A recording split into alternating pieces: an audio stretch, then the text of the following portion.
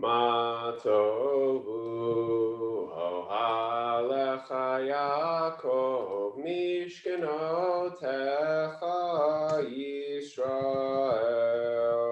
Ma tovu ohalecha Yaakov mishkenotecha Yisrael.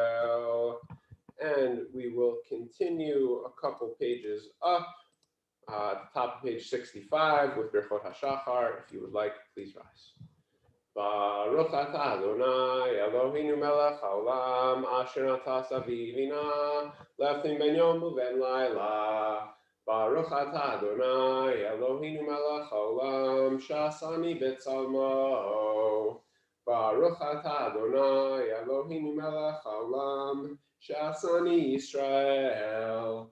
Baruch atah Adonai Eloheinu melech haolam shasani ben chorin. Baruch atah Adonai Eloheinu melech haolam pokeach ivrim. Baruch atah Adonai Eloheinu melech haolam malbish arumim. Baruch atah Adonai Eloheinu melech haolam matir asurim. Baruch atah Adonai Eloheinu melech haolam zokef kefufim. Baruch atah Adonai Eloheinu melech haolam rokah haaretz al hamayim. Baruch atah Adonai Eloheinu melech haolam shasali kol tzorki. Baruch atah Adonai Eloheinu melech haolam hamechin mitzadei gader. Baruch atah Adonai Eloheinu melech haolam ozer shel bigvura. Baruch atah Adonai Eloheinu melech haolam oter shel b'tifara. Baruch atah Adonai Eloheinu melech haolam hanoten laya'if koach. Praise are you, Adonai our God, ruler of the universe, removing sleep from my eyes and slumber from my eyelids. And we'll turn ahead to page, hold on one sec, to page 72, and continue at the bottom of the page with Tzadik HaTamar. Tzadik HaTamar yifrach ke'erez v'lanon yizkeh shetulim bebeit Adonai v'chatzrot Eloheinu yafrichu od yenuchun b'seiva deshenim v'rananim yiyu lehagid ki ashar Adonai tzuri velo avlatavo.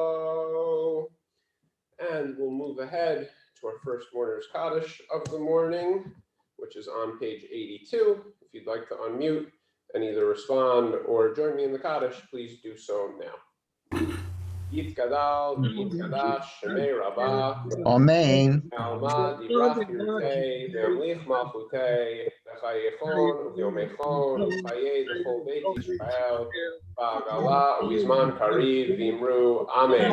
Amen. Yehi Rabban Mevorach Leolam Olamei Omaya. Yitbarach, v'yishtabach, v'yitpa'ar, v'yitromam, v'yitnaseh, v'yitagar, v'yitalei, v'yitalal, shemei d'kudesha, Riku. Le'ela min kol birchata v'shirata, tushbachata v'nechemata, damiran be'alma v'imru, Amen. Amen.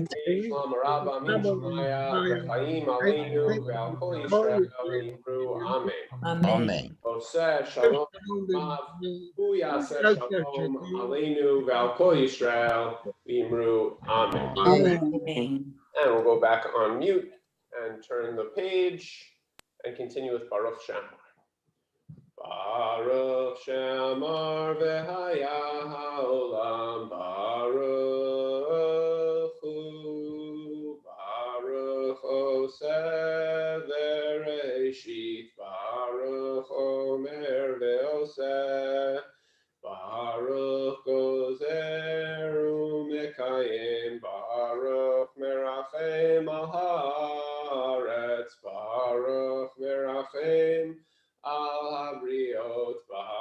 B'Shalem Sachar Tov L'Reyav. Baruch Elad V'Chayam L'Netzach. Baruch Chodeh U'Matzil. Baruch Shemo. Baruch Shemo. Praised are you, Adonai, our God, ruler of the universe, compassionate creator, extolled by your people, glorified by your faithful servants. We laud you with the psalms of your servant David. We extol you in song. We celebrate your fame and melody. We proclaim you sovereign, singular, eternal God. Praised are you, Adonai, sovereign, magnified with songs of praise. And if you're standing, you may be seated. We will now turn to the Ashrei at the top of page 96. Once again, I'll invite anyone who wants to unmute to do the Ashrei responsibly with me to do so now. Ashrei Oshrei Beitecha, Od Yahalucha Selah. Shalom Shekachalo, Ashrei Shadonai Elohav. Hilal David, Aramim Chal Hayamelech, Vavarcha Shimcha Leolam Vaed. Beko Yom HaVorchecha, Vashimcha Leolam Vaed. Gado Adonai Olam Meod, Veligdo Ato Ein Cheker. Dor Levi Shabbat Masecha, Teko Yagidu. Adar Kevod Hodecha, Vivreni Flotecha Asicha. Bezuz Noratecha Yomeru, Uvacha Asaprema. Echarav Tuchai Abiu, Vetzitchatcha Yiranenu. Chanu Barachim Adonai, Erech Apayim Ugav Hased. Tov Adonai Lakol, V'rachamav al kol ma'asav. Yoduch Adonai Kol Maasecha, Maasecha, V'chasidecha Barucha. Kevod Malchutcha Yomeru, Guratcha Yidaberu. Lodiadim Gevurata, Od Hadar Malchuto. Malchutcha Malchut Kol Amim, Umemshaltecha B'chol Dor V'Ador. Someach Adonai l'kol hanochim, v'zokev l'kol hakrovim. Einei kol elachei saberu, v'atanoten lahem et ochlam be'ito.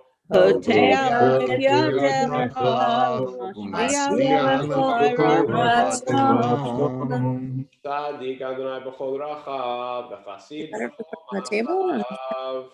Karov Adonai l'kol Kol Torah, Torah, v'kol asher yikrohu be'emet. Retzon Rav Yaseh, v'et Shabbatam yishma v'yoshiem. Shomer Shomer Adonai Adonai Yeholah, v'yikol harshoim yashmin. Tfilat Adonai leber pi, v'vrech kol bashar shekot shel olam va'ed. V'anak nevorecha me'ato v'ad olam. Hallelujah. And we will move ahead a couple pages and continue in the middle of page 100 with Psalm 150, the Hallelujah. Hallelujah, hallelujah, hallelujah, hallelujah, hallelujah, hallelujah, El Bekocho. Hallelujah, hallelujah, Birki Yauzo. Hallelujah, hallelujah, hallelujah, hallelujah, hallelujah, hallelujah, Bigurotav. Hallelujah, hallelujah, Kerov Gudlo.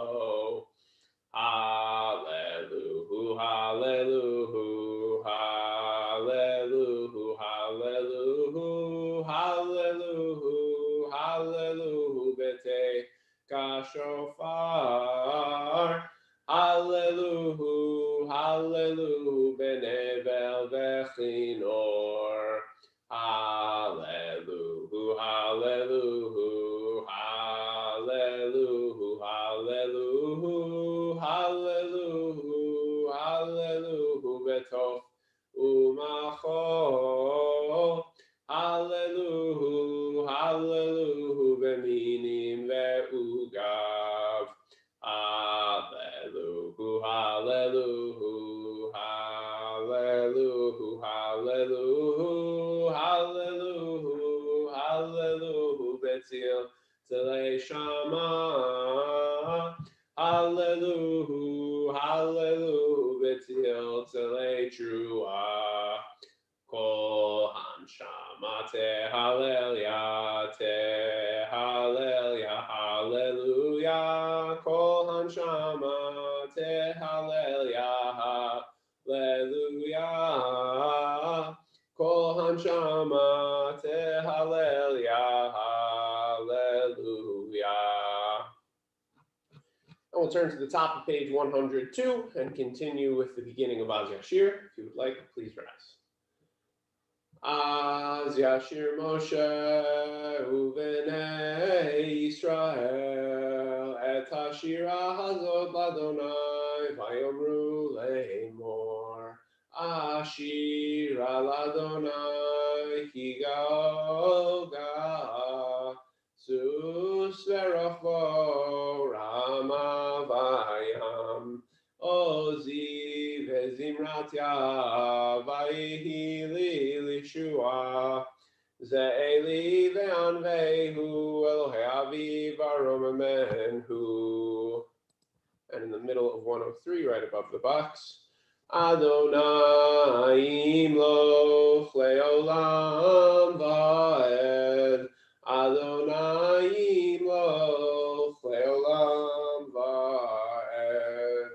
Ki l'Adonai hamlucha Moshe b'goyim, v'alu Moshe b'artzon l'shpot et harisav, v'aytal Adonai hamlucha, v'hay Adonai l'melech al kol haaretz, v'yom hahu Adonai echad, u'shemo echad.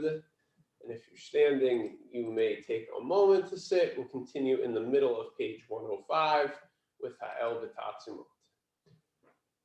Ha'el B'Tatzumot Uzecha, Ha'gadol B'chvod Shemecha, Ha'gibor L'Netzach, V'Norah B'Noratecha, Ha'melech HaYoshev, Al Kisei Ram V'Nisa, Shochei Nad Marom, V'Kadosh Shemo, V'Chatuv Ranu Tzadikim B'Adonai, L'Rishim Navatila, V'Fi Sharim Titalal, U'Divrei Tzadikim Titbarach, U'Vilshon Chasdim Titromam, U'Vekerev Kedoshim Titkadash, U'Makalot Rivavot Amcha Beit Yisrael, B'nat Bashim Chamokin B'chol Dor V'Dor, Shekein Chovat Kol Yishim L'Fanecha Adonai Eloheinu V'Le'avoteinu, Le'odot La'alel Shabech L'Faer, L'Romein L'Hader L'Varech La'alel Kaleis, Al Kol Divrei Shiro V'Tishpachot, David Ben Yishai, Abdecha Meshichecha. And at the top of 106 we rise. Yishabach Shimcha La'ad Malkeinu, Ha'el Melech HaGlov HaKadosh B'Shamayim V'Aretz, Ki L'Chane Adonai Eloheinu V'Le'avoteinu Imotenu, Shiru Shracha Hallel V'Zimra, Ozumem Shalom Netzach L'Agvura, Tila V'Tiferet, Kedusha U'Malchut, Brachot Ve'odot Me'ata V'Ad Olam, Baruch Ata Adonai El Melech Gadol B'Tishpachot, El Ha'odot Adon HaNiflaot, Habocher B'Shrei Zimra, Melech Elchei Ha'olamim. And anyone who wants to unmute to respond to the Kaddish, please do so. Yitkadal v'yitkadash Shemei Rabbah. Amen. Alma Divrachirtei B'Amlich Malchutei V'Chayichon V'Machon V'Chayi L'Chol Beit Yisrael Ba'Galav B'Zman Kariv V'Imru Amen.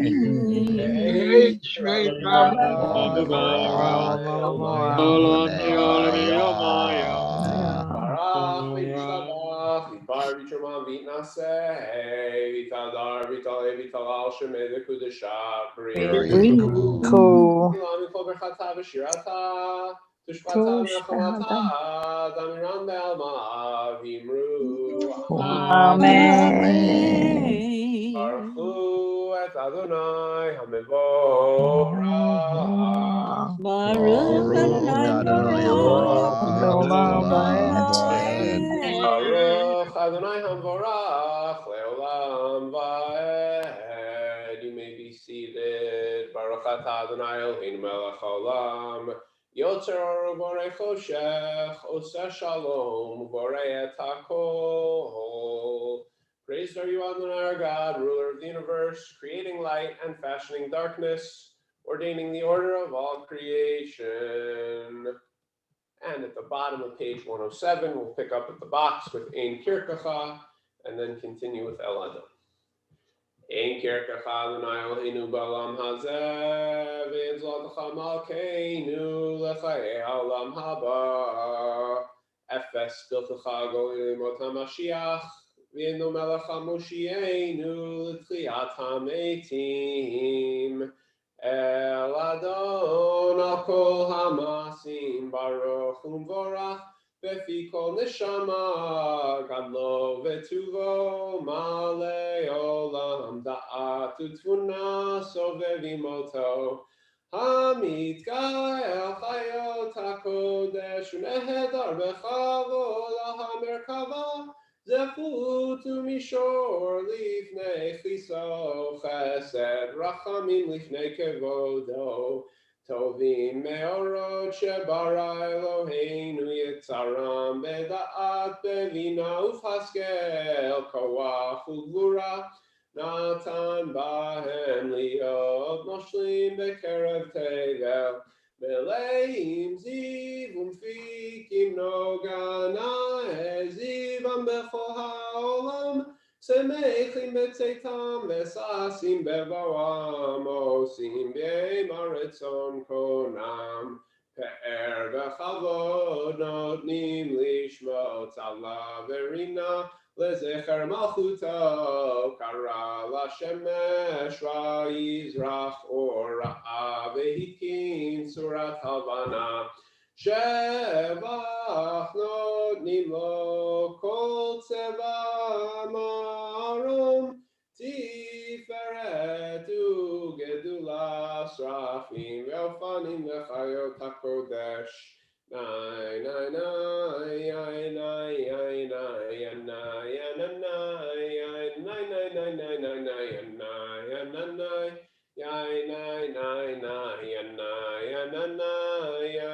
nai nai nai And we'll turn now to the bottom of page 110, right here at the box, and sing Or Chadash together.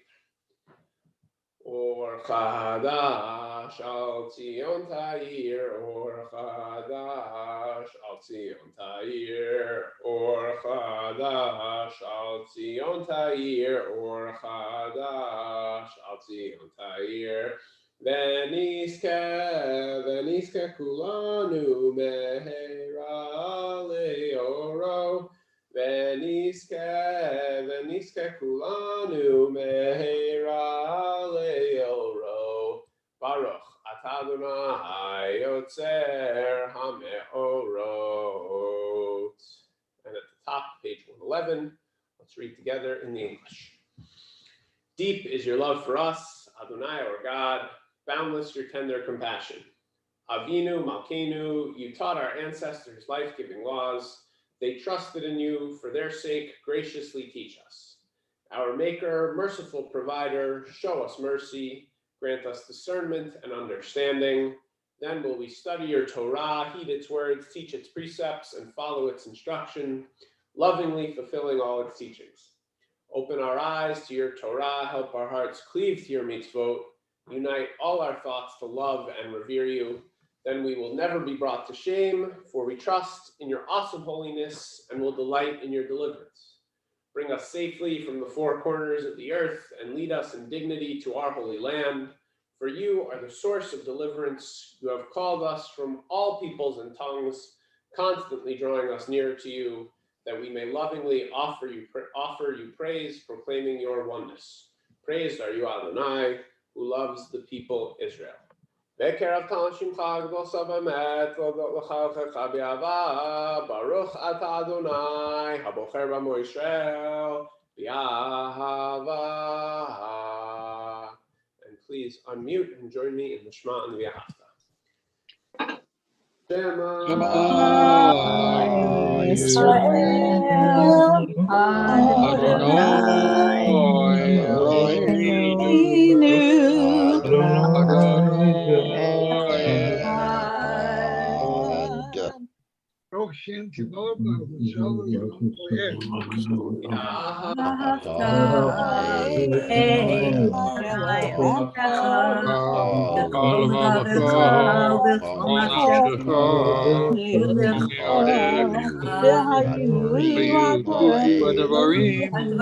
Asher Anochim Hayom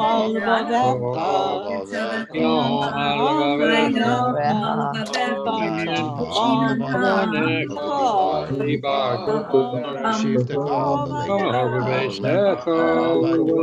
V'Hatam Yod al Yotecha Yod Kavod Beinenecha Hatam Laketecha Yisharecha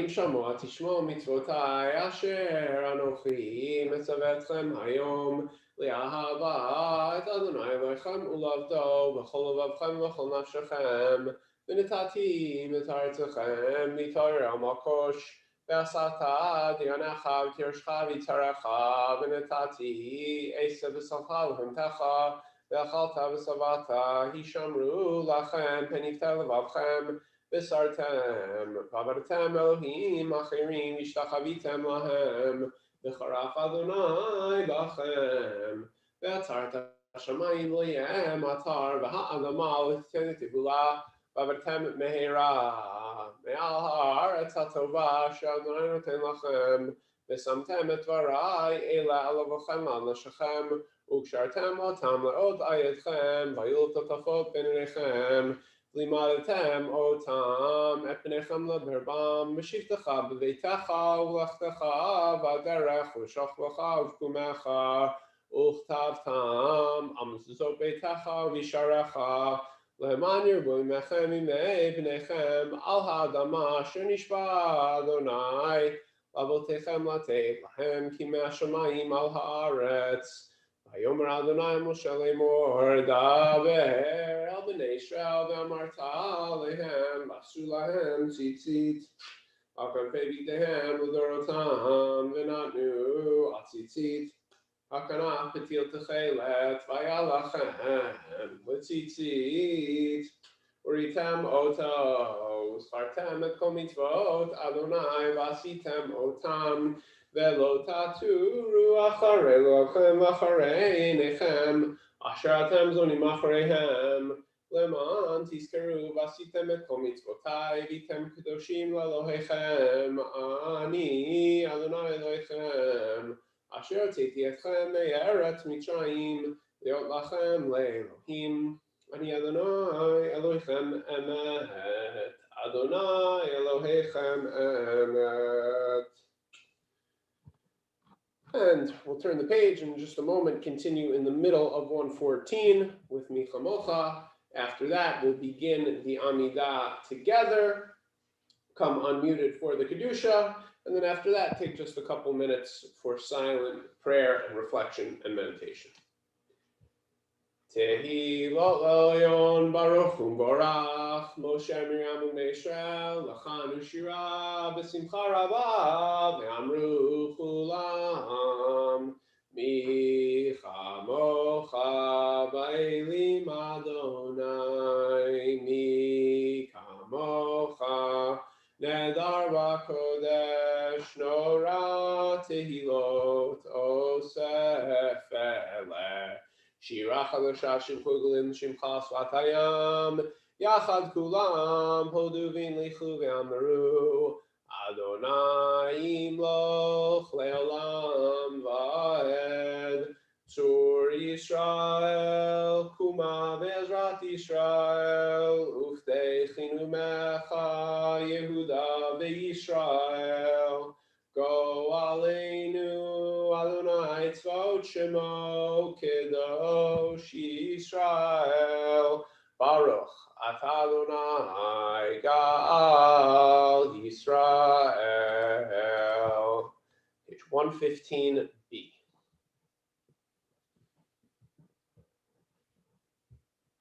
Baruch atah Adonai Eloheinu v'le'avoteinu v'imoteinu Elohei Abraham, Elohei Yitzchak, Elohei Yaakov, Elohei Sarah, Elohei Rivka, Elohei Rachel, Elohei Leah, Ha'el Hagadol Hagibor v'Hanora, El Elyon, Gomel Chasadim Tovim, V'konei Hakol, V'zocher Chasdei Avot v'Imahot, U'mevigo Livnei Bneihem, Leman Shemo v'Yahava, Melech Ozer Fokedu Moshiach U'Magen, Baruch atah Adonai, Magen Avraham Ufoked Sarah, Atah Gibor Le'olam Adonai, Mechayim Etim Atarav Le'Oshia, Morid Hatal, Mechakel Chaim Bechesed, Mechayim Etim Berachamim Rabim,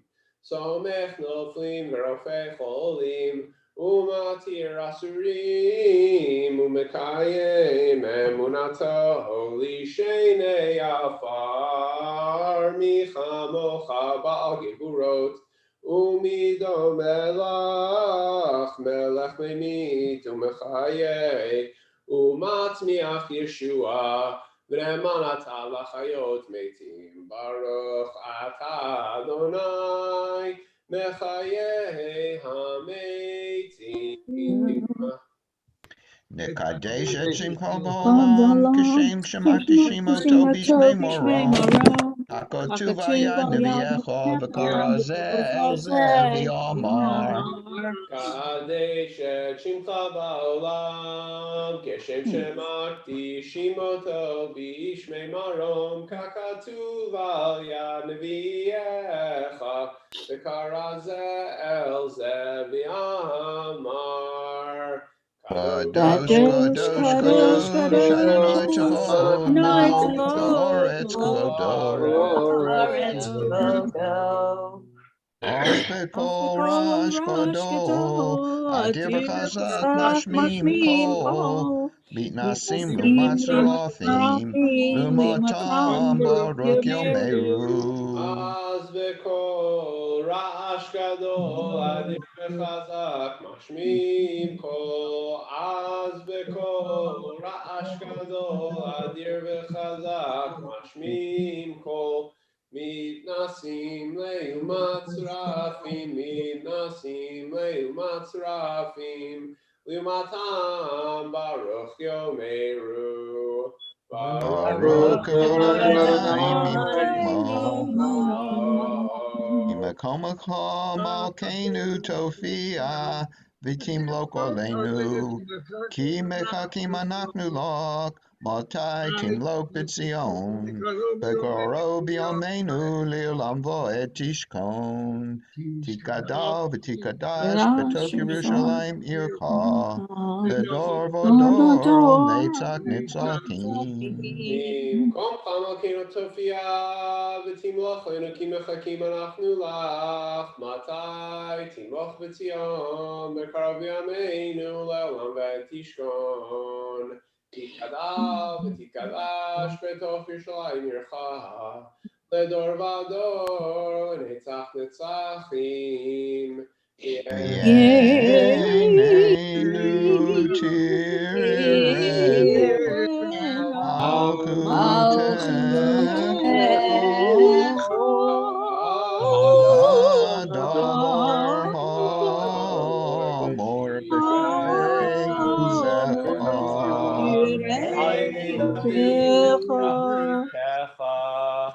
Yimlok Adonai le'olam, Elohai Tzion, l'dor dor, hallelujah. לדור ודור נגיד גודלך, ונצח צחים קדושתך נקדיש, בשבחך אלוהינו יקראנו שלום ועד, כי המלך גדול וקדוש אתה, ברוך אתה אדוני האל הקדוש.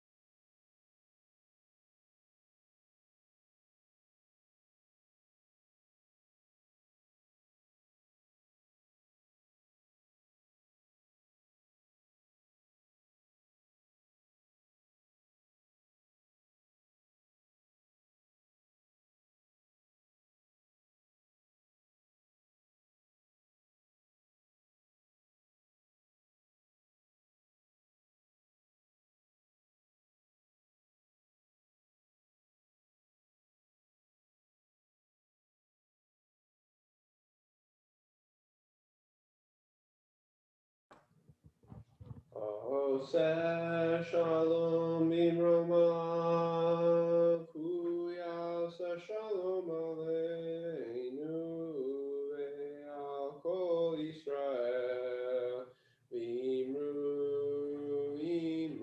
amen. Yaseh shalom, shalom aleinu ve'al kol Yisrael, yaseh shalom, shalom aleinu ve'al kol Yisrael. Yaseh shalom, shalom aleinu ve'al kol Yisrael. Yaseh shalom, shalom aleinu ve'al kol Yisrael v'meru. Amen. And we'll continue on page 138, which I will not put up, with the Kaddish Shalem. Anyone who wants to respond to the Kaddish, please unmute now. Yitkala v'yikadash me'rabah. Amen. Rachirtei v'emlich maflutei v'chayechon v'machon v'chay v'chol Beit Yisrael v'agalav v'zman kariv v'meru. Amen. Esmei Rabbonavorach, Olam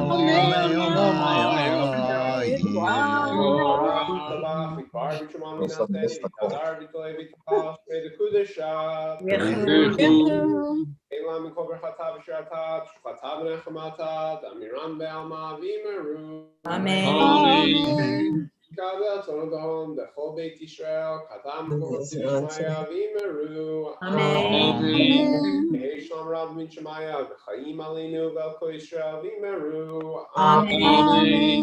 Oseh shalom imromav, hu yaseh shalom aleinu ve'al kol Yisrael ve'al kol yoshvei tevel v'meru. And we'll all go back on mute, and I'll ask Barry Pastor to unmute himself one more time. And we will turn back to the PDF of the Siddur on page 139 for Ein Chamocha and the opening of the Ark.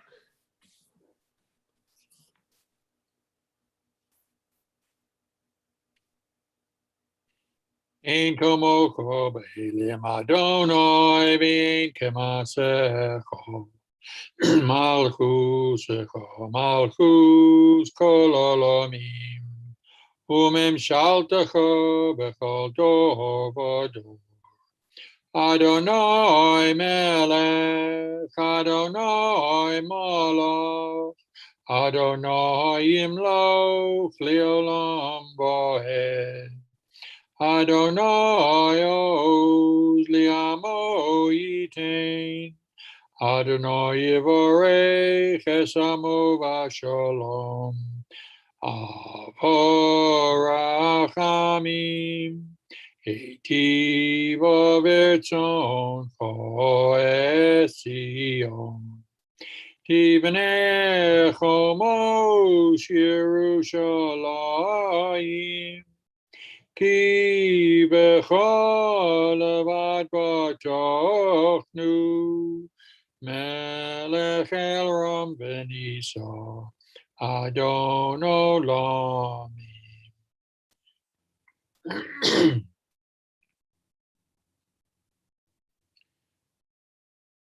Vayehi ben so Aharon, Vayomer Moshe, Kuma Adonai v'yafutzu oivecha, v'yanusu mitzanecha mipanecha,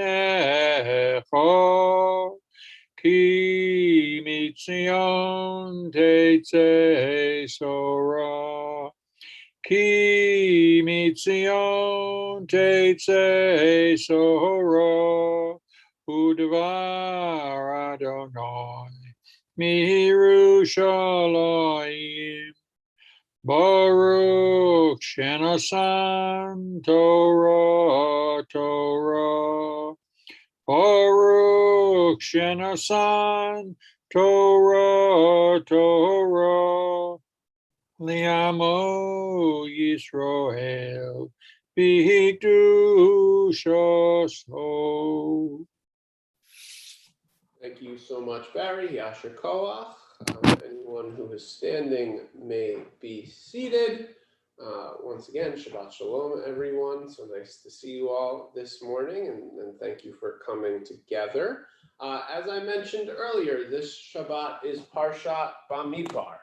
We are starting the fourth book of the Torah, and it's interesting. This Parsha and the book are really kind of a story of two names, right? In Hebrew, it is Bamidbar. In English, it's Numbers. And certainly with this morning's reading, we are focusing on the numbers aspect. This week's Parsha is highlighted by the census of the people as they prepare to leave their year-long stay at Mount Sinai and continue on to what they think will be a short jaunt into the land of Israel.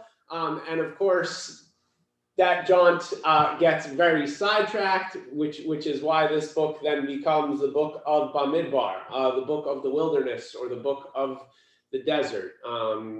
Sefer Bamidbar, the book of Numbers, is really all about the 40 years, the lead up to, and the 40 years that the Israelites spend wandering in the wilderness. And that does often kind of revisit this theme of Numbers, something, probably what characterizes the book of Numbers more than anything else is conflict between the people and Moses and Aaron and God, kind of as one unit of leadership. And of course, what we unfortunately see so often as the result of that is some sort of plague or divine punishment or an enemy coming down and inflicting military losses. And so we often kind of get reminded of Numbers, especially in the context of, there was a plague, and until Moses prayed for it to be stopped, X number of people were lost. And so that theme does come up again and again, and it really is bookended by Numbers as well. We have the census this week, and then we have another census kind of at the end of the 40 years, towards the end of the book. So we really do get this theme of Numbers carried all the way through. And certainly in this morning's Parsha, we're not going to get any drama, none of that conflict. This really is just kind of a logistical reading, right? We have the census count, the number of people in each tribe, and then we move a little bit over into the count of the Levites who aren't counted with the rest of the people, and also kind of the structure of the camp, and how they physically situated themselves as tribes and as a nation. It's also just worth noting that this is a really kind of unique. It's a really unique perspective for where we are in the Jewish calendar too. Obviously, tomorrow night we'll be celebrating Shavuot, which is traditionally known as Zman Matan Toratenu, right? The time of receiving the Torah, the time when the nation is gathered around Mount Sinai and ready to receive revelation. But this week's Parsha, we're talking about leaving Mount Sinai.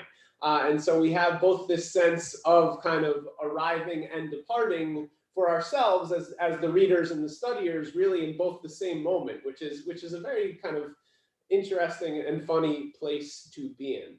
I want to talk about this idea of counting briefly before we begin this morning's Torah reading, and note kind of how anomalous it is to be taking a census and to be counting people directly. As many of you know, I think Jews traditionally resist counting people in like a 1, 2, 3, 4, 5 kind of way. Most famously, there's a custom when you're trying to figure out if you have a minion in the room or not. You don't say 1, 2, 3, 4, 5, 6, 7, 8, 9, 10. You either use a verse in Hebrew to kind of count people. So looking at my screen, it would be like Kara would be Baruch, I would be Atah, Jerry would be Adonai, and you use Hamotzi Lach Min Haaretz because that has 10 words, or even more kind of strange and unique to Jewish, and I can see Mike smiling because I feel like this is something that Mike loves. You would count not 1, not 2, not 3, not 4, it's definitely, I think, a little bit unique to our Jewish perspective. And we even see earlier in the Torah, in the book of Exodus, when they're taking a census, you don't take the census by counting the number of people, but they took the census by collecting a half shekel. And that's where that tradition of that portion we read before Purim about preparing for Pesach and the Paschal sacrifice. We really do resist counting. And there's also a further account of King David, who did take a counting census of the people, and there was divine punishment for that, because this is something that is really kind of frowned upon in Jewish tradition. So the big question is, well, there's 2 big questions, right? The first is, why is there so much resistance to counting in the conventional sense in the first place? And the second question is, well, then why are we doing it here? And what are we getting out of these kind of mixed messages of counting? And I want to give one answer that I read this week to the first question about why so much resistance to counting. And then I'm happy to open it up to either other ideas and to give people a minute if they have any response to why there is a census this week, or how we relate to the census being taken this week. But back to this idea of why is there so much resistance to kind of normal one-by-one counting.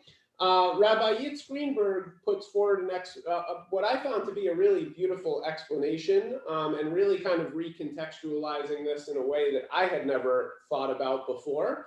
And he relates it to the idea of humans being made in the image of God, back to that idea of B'Tselem Elohim. And if each human being is made in the image of God, and therefore each individual is of unique and infinite value, counting people really undercuts that specialness.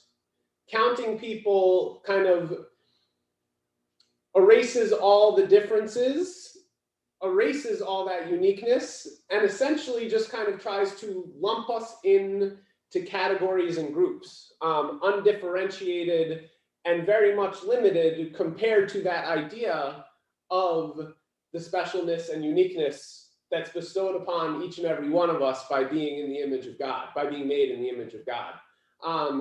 So it's a little bit esoteric as far as these things go, but I did find it to be just a way that I had never really conceptualized or contextualized our resistance to counting. And before I give us just one or two things to possibly think about why the counting this week is so important, I don't know if anyone has any ideas either about the traditional resistance to counting or about why it's so important for the book of Numbers to start this way.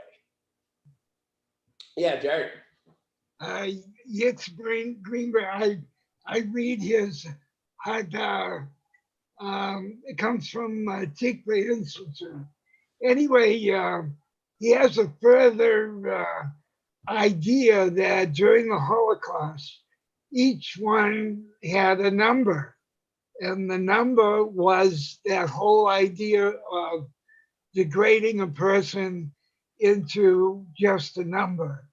And that is how we as a Jewish nation remember the Holocaust, not by individual persons, even though we have Yad Vashem to memorialize, but by number and how many were lost. I thought I'd just bring up that idea because that's even taking it a step further. Yeah, and there's certainly this idea, right, that numbers kind of erase the humanity in a lot of ways, and it also it does give us a tool to contextualize, right, and to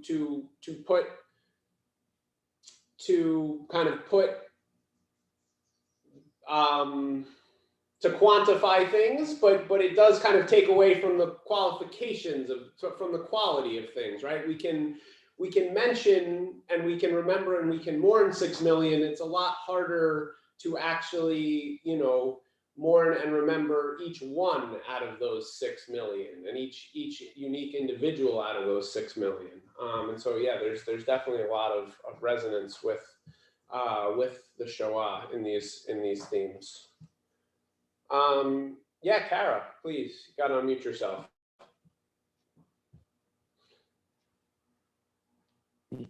Okay. I was thinking of it in terms of if you count a person, you differentiate them from the whole group. And it could be like an alienation in a way of being part of a group.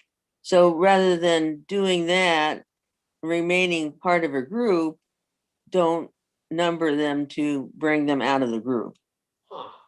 Yeah, that's interesting. And that's certainly, one of the things that is kind of always pointed out, and this is relevant, to modern day censuses as well, right? It's not just who is counted, it's who isn't counted. And obviously one of the most striking things, when we read this text is the only people who are counted are males from the age of 20 and up. And so by definition, kind of making that being the people that you're counting, all the other people who you're not counting are excluded in some way or qualified differently in some way, and really kind of creating, both in the counting and the not counting, creating kind of barriers to entry as well.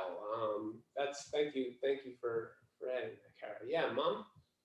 Yeah, so going back to Genesis, for me, one of the most kind of dramatic moments is when Yaakov reunites with Esav, and that first verse says that Jacob saw that Esav was coming with 400 men, and he quickly Jacob quickly puts the women and children in the back of his family group because the fear of the numbers and the fear of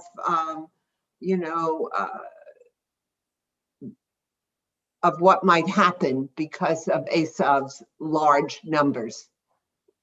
Yeah, yeah, and that certainly, I think that kind of bridges what exactly is going on here with the census at the beginning of Bamidbar, right? Like a lot of this does have to do with, at least on the most kind of straightforward understanding, is that a lot of this does have to do specifically with military preparation, right? And that's why the count is focused on males 20 years and up. That's why the tribe of Levi is excluded, because they're not asked to serve militarily. And you know, I think when we get down to it, and when we read this parsha, it is interesting, right? This is a parsha of the state, right? This is counting an official census so that we know how many people we have, so that we know how big the military is, so we can divide up the camp so that it is properly distributed surrounding the Mishkan and surrounding the Levites.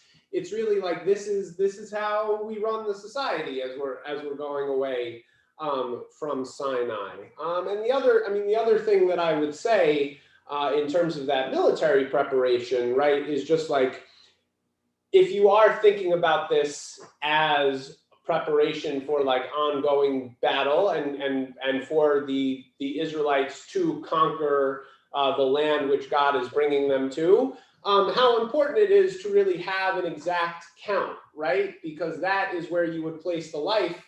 That is where you would place the value on the life of each and every one of those people who you're counting. If you say just like, oh, we have a large group of soldiers, they're going to go in and fight, you're not going to have any way to know, kind of, to be accountable for each and every one of those individuals, or really to kind of put the value on their life that you're asking them to go ahead and you know, put on the line for the nation. Joel, it looks like you wanted to say something. Yeah, another societal, as opposed to theological, was Yithro's suggestion to Moses to have representatives decide things, not him to take it on. And wasn't there 100 of this and 10 of this, some counting to set that up? It's like a hierarchical. So you have like the officers of 100, you have the officers of thousands and hundreds and tens, so that you are kind of, you know, making sure. And again, I think there's a lot of resonance to our own census and how it's tied to representation, right? If you Right. need to know That's why you're not here. Sorry. you're managing and how many people you are not just managing, but like representing and hearing all their voices, you need to know how many people there are in the first place. And that's how you kind of build out those divisions. Jean, is that your hand? Hold on one sec, we have to unmute you. Now you can talk. That is my hand. I misspoke now. No, this conversation just kind of made me think back to when I was teaching, and on the one hand, I was always very much involved with my students as people and who are these people in my class and seeing them as individuals. On the other hand, I was also very involved with the information that numbers provided me. How many are in my class? How many men? How many women? How many are passing? How many are getting A's? And we can see that also in, you know, the news around the illness that has afflicted the earth, and you hear the numbers of some of the news stations also do a thing about talking about individuals, or the newspaper does that too. And so we have both, and they're part of human experience. The numbers are, I think, basic to the human mind. It's a way we shape information, but we can do all sorts of things with that information, and we can't lose the balance of that against, you know, as we've been discussing, the individual or the uniqueness of every individual being. Yeah, thank you, Jean, and also thank you for kind of bringing it into a super contemporary context. And the one thing I'd like to add to that is just the Zoom universe, right? Like I know I have a number at the bottom of my screen right next to where it says participants. And so like I am hyper aware of every time we have, especially like a synagogue Zoom, it's like, or a Saturday morning or a Thursday morning, you know, it used to be on a Shabbos morning when everyone's in this room with me, right? We kind of worry about counting until we have a minyan, and then we know we have a minyan, and I kind of gauge how full the room is or how empty the room is. And, you know, it's all kind of an estimate, and it is a little bit more focused on like those individuals that make up the group. Whereas now, like I always have that number in my face.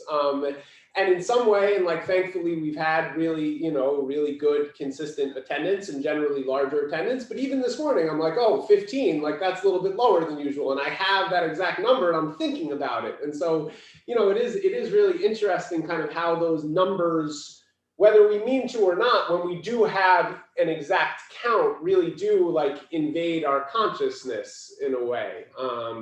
So yeah, thank you for taking my mind there a little bit. The last thing I'll say just with regards to this morning's Parsha, and I think this also came from that same Yitz Greenberg article that Jerry mentioned and that I read, is also, you know, this is primed to be the Israelites' victory lap, especially Moses and Aaron's victory lap, right? This is, we got the Torah, we're headed to the land. And so this census count that comes up with something over 600,000 people, which is obviously very much debated and like unclear, and does it really mean that? Discussion for another time. But the census we'll get is over 600,000 people, and that stands in really stark contrast to at the end of the book of Genesis, beginning of book of Exodus, you know, Jacob and his sons went down as a camp of 70 people. And so really we only feel kind of that full dramatic effect and growth and nation building when you have the exact number of people to really hold one by the other. And as they do, you know, as this project of connecting with God at Sinai and moving from slavery into freedom kind of hits what should have been its coda before we know what the end of the story is, those dramatic just numbers really kind of paint a picture for us that you know, I think the text the text wants us to have in mind. And you know, obviously in the coming weeks we'll see how things go topsy-turvy and a little bit haywire, but that contrast between 70 and 600,000 is really, you know, a really powerful transformation to be thinking about. So with that, we will move into the text of the book of Numbers, and we will read some numbers. We are going to be starting this morning on page 774 in the Eitz Chaim, which is chapter 2, verse 1. We'll pause at least once because I know Barry is observing a York site this week. But otherwise, I will probably more or less read through, and if anything comes up that you want to discuss, feel free to put something in the chat, and I will try and pause and look at that. But otherwise, I invite everyone to unmute, and we will say La Sok B'divrei Torah together, and then begin this morning's Torah reading. Baruch atah Adonai, Adonai Eloheinu melech melech haolam, haolam, asher asher kishanu b'mitzvotav v'mitzvotanu v'tzivanu lasdot l'asot divrei divrei Torah. Torah. Amen.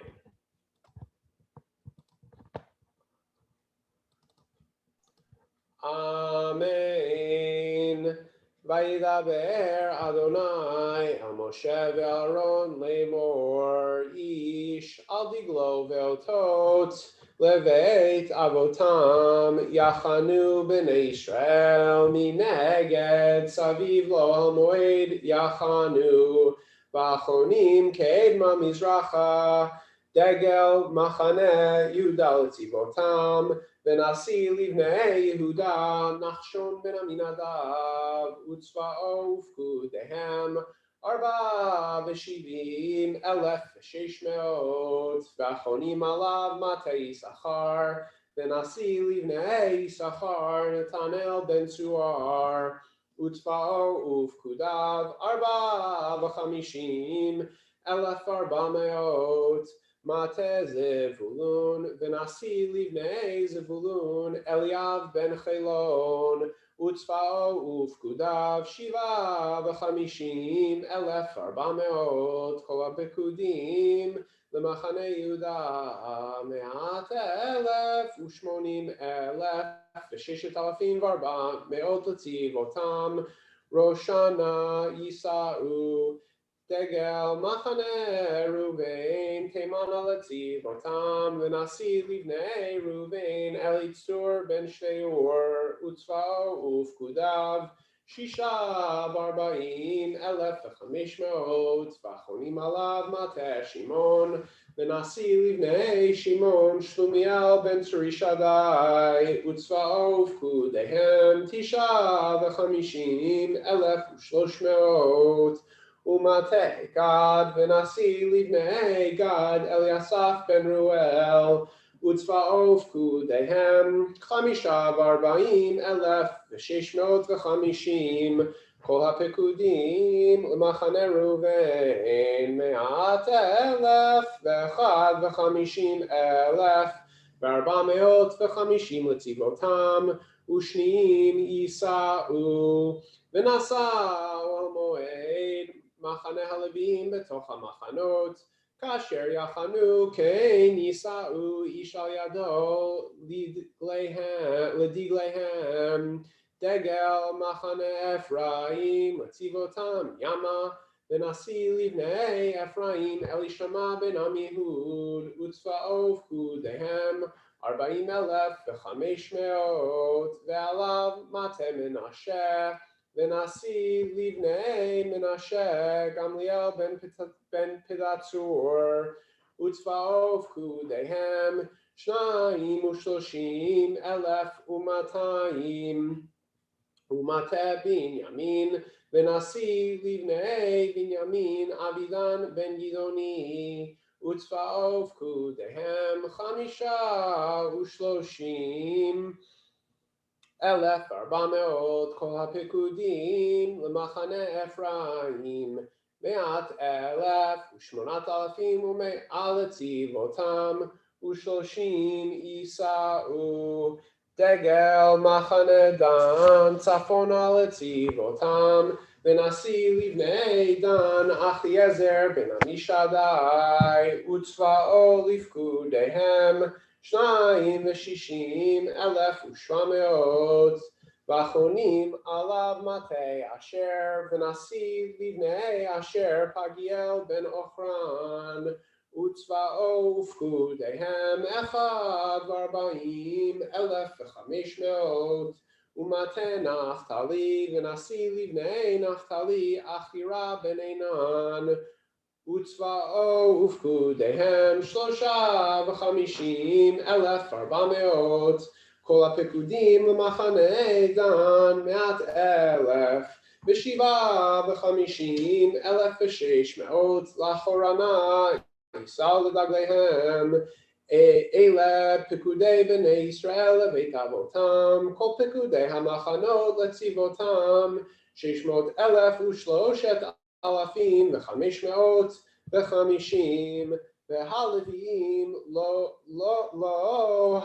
התפקדו בתוך בני ישראל כאשר ציווה אדוני את משה ויעשו בני ישראל ככל אשר ציווה אדוני את משה כן חנו לדגליהם וכן נשאו איש למשפחותיו על בית אבותיו.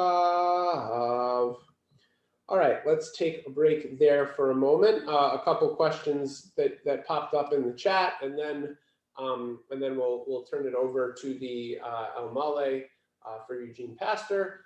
So first, from Bruce, how much time has passed since the Israelites left Egypt, and how many people were there then versus the number now at this point in the wandering? So I think it's been a year. More or less since they left Egypt. I need to look more closely, or I would need to look more closely at the passage in Exodus, which is that half shekel portion, to see if they actually give us a number for what the count was there. Joel, yeah, do you have a response to that? Yeah, Kaplan says it's exactly the same number as Exodus 38:26. Great, thank you. Yeah, so that's really our only other reference point up until then. The actual Exodus story is, and the book of Exodus in general is very light on numbers. We don't know how many people actually left Egypt. You know, we get a couple different accounts of different groups joining them either in the Exodus or right after the Exodus, but we don't actually kind of get any kind of breakdown of, well, you know, that 70 that were the sons of Jacob transformed into this many Israelites and this many kind of outsiders who became Israelites. We don't know a whole ton demographically, but the population, you know, for what it's worth, Joel said, thank you, Joel, for quoting Kaplan there, that it's stable since that counting in Exodus, and we'll also see when we get to Numbers 26 in a couple weeks, months, when they do the second census at the end of the 40 years of wandering, it is also almost kind of zero population growth. I think it's actually like 3,000 people less. So it really is kind of a stable line for the moment. Yeah, Mike. They're not counting women and children. So if you believe the numbers, you would have to at least double the 603,000 or whatever it is to come up with how many people there were, right? Yeah, and that's part of the reason, you know, if you do have an eighth time at home, there's definitely some footnotes that say that extrapolated that population would actually be like a total people of up to 4 million, which is like incredibly unlikely. And so, you know, we need to do a little bit more looking about what that word LF means, like what is in 1,000, what were the possible actual demographics. I'm not prepared to dive into that right this moment, but Yeah. Certainly I think the numbers are to be taken, for us as readers right now, the numbers are to be taken as with a grain of salt, probably. You know, at the very least, it does give us the relative size of each of the tribes, and things like that, but it is a little bit unclear. It's a lot easier to just read the number to be what it is, right? Like it's a lot easier for us, again, when it comes to conceptualizing numbers. It says 600,000, let's just think it was 600,000. It's a lot more difficult to like try to understand what was the carrying capacity of this small people in the wilderness, and could they possibly have been that many people? Really interesting questions, but a lot more kind of dense and difficult to deal with. The other two more things in the chat that we'll address real quick, or not, depending on where we go. Are there any depictions from Joel? Are there any depictions of what the banners look like? Another great question. I mean, I imagine there is kind of the association. Each tribe has their coming out of the blessings that Jacob gave. There is, you know, either their animal or their symbol, and I imagine it was something along the lines of that. Obviously, there's no description in the text here about what that banner looked like or what it might have been in addition to that. And it is interesting too to note in the hierarchy, right? Each tribe has its place and its banner, and then they're divided into 4 kind of subcamps, which would also have its own banner, which, yeah, that I have no idea what it would look like unless they were just flying under the banner of kind of the head tribe, right? So it's Reuben and Judah and Dan and one other, which I can't remember off the top of my head, I think. Yeah. And then Sharon and Jean, do you want to clarify what you put in the chat about wilderness? Yes, I think when you introduced this book, you pointed out that we have the English name and the Hebrew, and we've talked a bunch about the numbers, but we haven't talked about Midbar wilderness, and I didn't know if you had any particular thoughts or insights you want to share about that now. It's a wonderful metaphor, obviously, but that could wait for another time, that discussion too. Yeah, and I mean, I think that's going to be a discussion that comes up over and over again, right? Like, I think that it's kind of the wilderness itself that drives a lot of the conflict and discomfort between the people and their leadership, right? It's not knowing, it's having to deal with not with being thirsty or with being hungry, right? Or even the prospect, and this is a super relevant theme for us as we like look and wonder what things look like, you know, next. When they get a peek at the land, they're really worried about going to this new thing that is supposed to be better. And you know, I feel like that's a little bit of the spot we're at, right? Like we have a peak of getting back together in person and not knowing exactly what that's going to look like to have the thing that we really want, and to like be around, you know, to realize that the chairs in shul, even though they're new, aren't quite as comfortable as your couch or your armchair at home. And so, yeah, I mean, I do think we'll wind up talking about that again and again. I encourage you to think if there are any themes that you're thinking about or want, you know, further developed or played out as we go through these wanderings in the wilderness, to keep asking. Is that okay for the moment? Yes, Please? yes, thank you. Great. So we're gonna pause here from Torah discussion, and I'm going to include an El Male for Eugene Pastor, and then I'll give Barry the opportunity to share some thoughts and memories. El Male Rachamim Shochein Bamromim Hamsei Menucha Nechona Al Kanfei Hashchina B'malot Kedoshim U'Teorim Kezora Ki Amasirim Et Nishmat Yona Ben Mordechai V'Chana Tova Shehalach L'Olamo Bavur Shanach Mitpalim Bav Hasrat Nishmato Began Eden Te Menuchato Lachein Bal Rachamim Yastrir B'Seter Knafech L'Olamim Yitzor B'Tzorachim Nishmato Adonai Nachlato Yanuach B'Shlom Mishkavo V'Nomar Amen. And Barry, the floor is yours if you want to share anything. You know, while you were doing all your commentary, I was thinking about what I wanted to say. And there are so many things ran through my mind. My dad was very devoted to his family. He would do anything for his kids, for his extended family. You know, he had a drugstore in Melrose for about 29 years, and he would supply prescriptions to everyone in his family at wholesale. This is before there was drug coverage with insurance and so forth. He went on Boy Scout trips with me. He'd do anything, and he loved doing it. I don't think I ever heard anybody say anything bad about him. It's been 30 years now since he died, and I think of him very frequently, and I miss him. Thank you.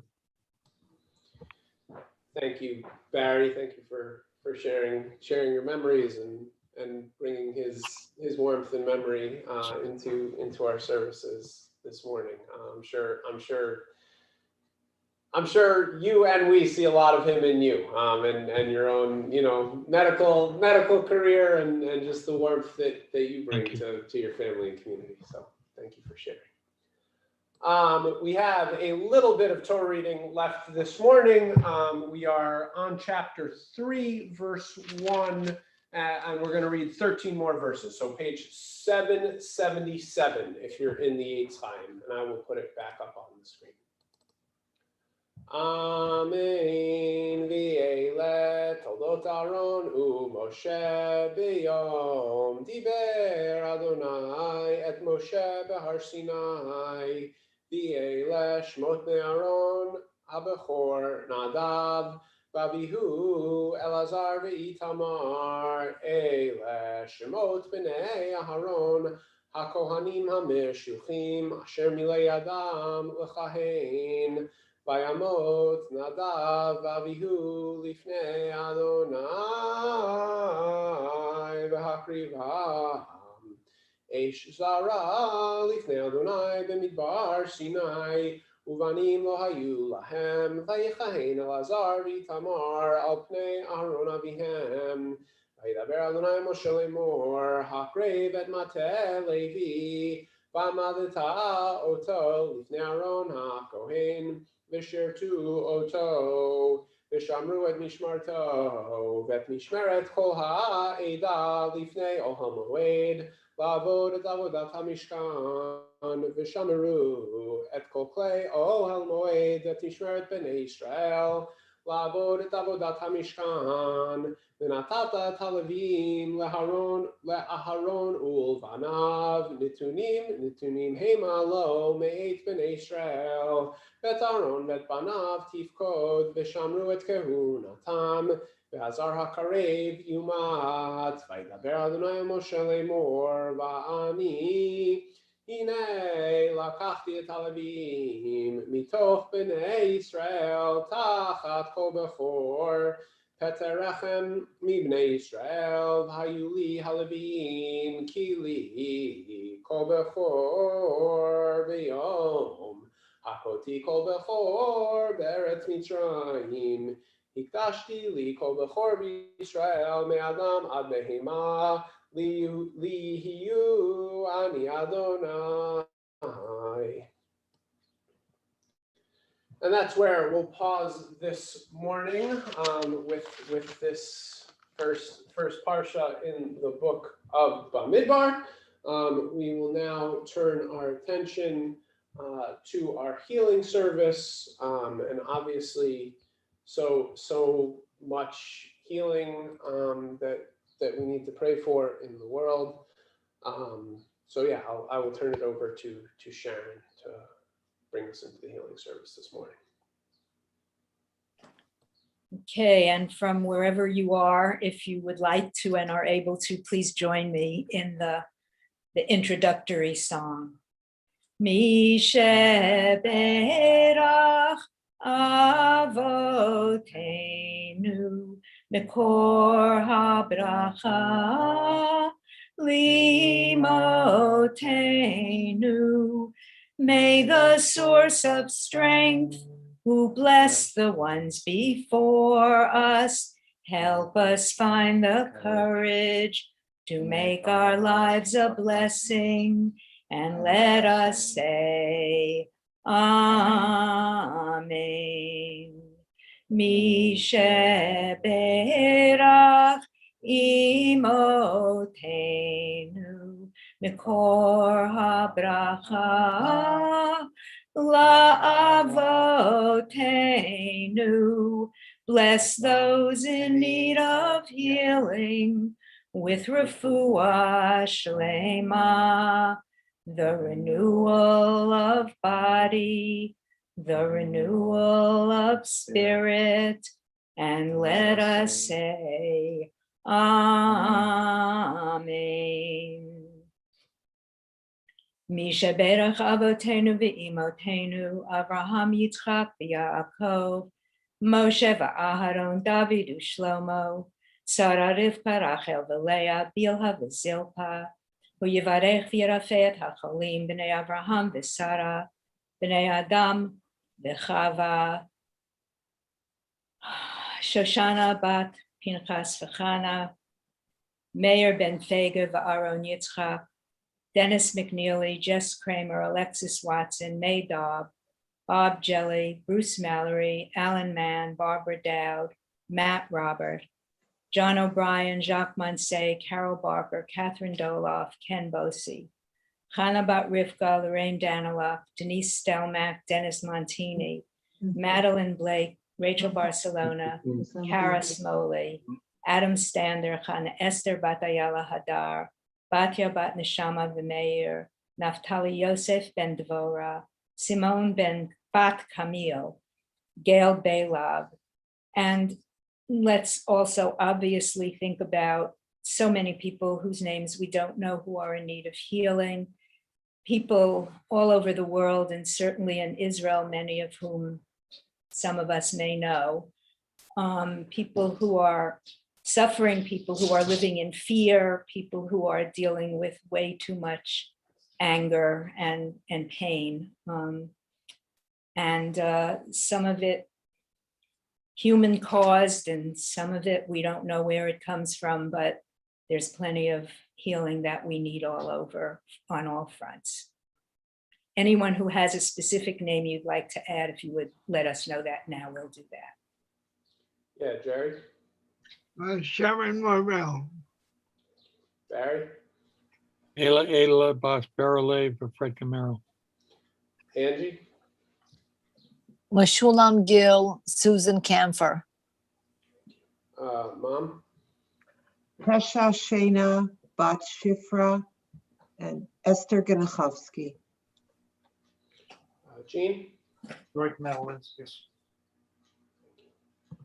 any other hands I missed or specific names people want to include?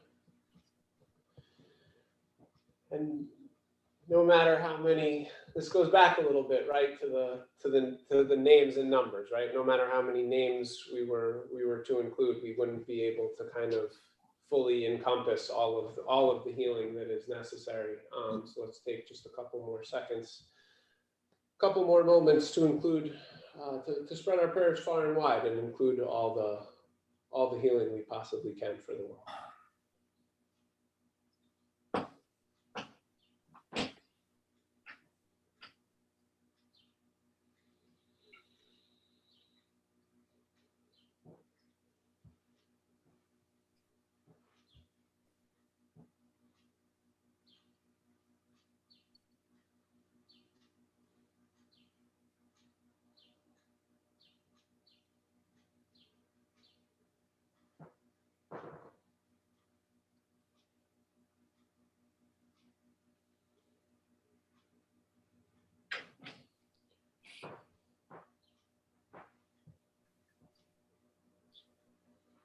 Sharon, whenever you're ready. בעבור שאנחנו מתפללים בעבורם, בשחר זה הקדוש ברוך הוא ימלא רחמים עליהם, להחלימם ולרפאותם, ולהחזיקם ולהחיותם, וישלח להם מהרה רפואה שלמה, רפואת הנפש ורפואת הגוף, שבת היא מלזעוק רפואה קרובה לבוא, השתה בעגלה ובזמן קריב, ונאמר אמן. Thank you so much, Sharon. In just a minute or two, we'll continue with the Haftarah. Before that, I want to include a prayer for peace, not the prayer for peace that's in the Siddur, but a poem written by a graduate of Hebrew College. And I also want to include the prayer for the state of Israel. I just want to speak, hopefully very briefly, on my own thoughts and reflections on what's happened in Israel the past week, and a little bit about the reaction of the American Jewish community. I was talking to several colleagues this week about whether or not they would be speaking from the bima, so to speak, about Israel, or putting out statements. Obviously, I think we've seen most Jewish nonprofit organizations that you're on their listserv, you have probably kind of seen their words streaming in.